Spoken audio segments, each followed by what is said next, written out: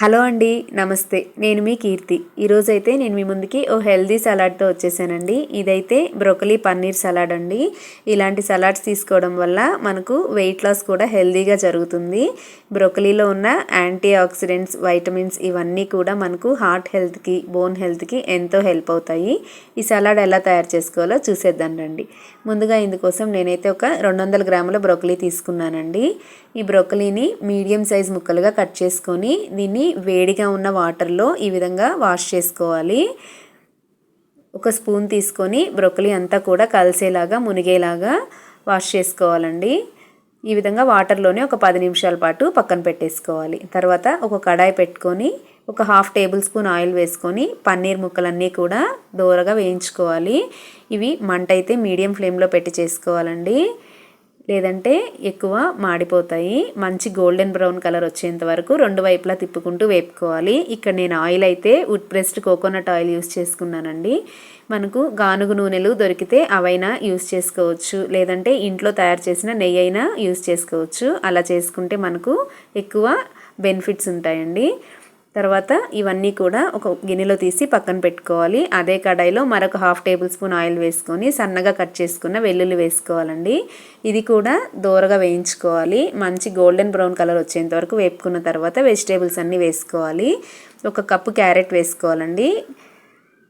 ఈ క్యారెట్ని ఒక 30 సెకండ్ల పాటు ఈ విధంగా దోరగా వేయించుకోవాలి. ఇందులోనే 1 cup yellow capsicum, 1 cup green capsicum, 1 cup red capsicum, 1 cup పెద్దగా కట్ చేసుకున్న ఆనియన్ ముక్కలు అన్నీ ఒకటే సైజులో ఇలా కట్ చేసుకుంటే మనకు చూసేదానికి చాలా బాగుంటుందండి.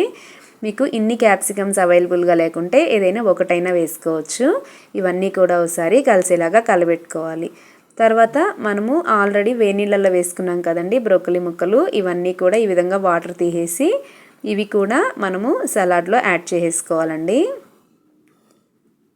ఇదంతా కూడా ఒకసారి కలిసేలాగా కలుపుకోవాలి. ఇలాంటి సలాడ్స్ మనము డైలీ మన లైఫ్ స్టైల్లో బ్రేక్ఫాస్ట్ కానీ డిన్నర్ కానీ ఇంక్లూడ్ చేసుకుంటే చాలా హెల్త్ బెనిఫిట్స్ ఉంటాయండి. ఆల్రెడీ మనము వేయించుకున్న పన్నీర్ ముక్కలు కూడా వేసేసుకోవాలి. అన్నీ వేసుకున్న తర్వాత 3 నిమిషాల పాటు ఈ విధంగా కలుపుతూ వేపుకోవాలండి. ఈ టైంలోనే మనము రుచికి సరిపడా ఉప్పు, కాస్త మిరియాల పొడి, రెడ్ చిల్లీ ఫ్లేక్స్ ఉంటాయి కదండి, ఎండుమిరపకాయలవి, అవి మార్కెట్లో దొరికితే అవైనా వేసుకోవచ్చు, లేదా ఇంట్లో మిరపకాయలని లైట్గా దంచైనా క్రష్ చేసుకొని వేసుకోవచ్చు. ఇవన్నీ కూడా ఒకసారి కలిసేలాగా కలుపుకోవాలి. తర్వాత ఇందులోనే మనము ఒక పెద్ద టేబుల్ స్పూన్ నిండా వాటర్ వేసుకోవాలండి. ఇలా వాటర్ వేసుకోవడం వల్ల మనకు వెజిటేబుల్స్ అనేటివి ఎక్కువ డ్రై అయిపోకుండా మాయిశ్చర్గా ఉంటాయి. తర్వాత 1 table spoon dark soya sauce ఉంటుంది కదండి, అది వేసుకోవాలి. ఇవన్నీ కూడా కలిసేలాగా కలుపుకోవాలి.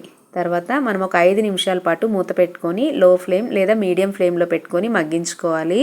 ఈ సలాడ్ అంతా కూడా మీడియం ఫ్లేమ్లో పెట్టుకొని చేసుకుంటే వెజిటేబుల్స్ అన్నీ పర్ఫెక్ట్గా కుక్ అవుతాయండి. ఫైనల్గా ఒక గుప్పెడు ఫ్రెష్గా ఉన్న కొత్తిమీర వేసుకోవాలి. ఈ కొత్తిమీర అంతా కూడా ఇందులో కలిసేలాగా కలుపుకోవాలి.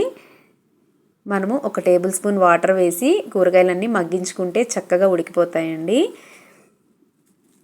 అంతేనండి, బ్రోకలీ పన్నీర్ సలాడ్ అయితే రెడీ అయిపోయింది. మీరు కూడా వెయిట్ లాస్ కోసం చూస్తే ఈ రెసిపీని తప్పకుండా ట్రై చేయండి. వీడియో నచ్చితే లైక్ చేయండి, ఛానల్ని కూడా సబ్స్క్రైబ్ చేసుకోండి. Thank you.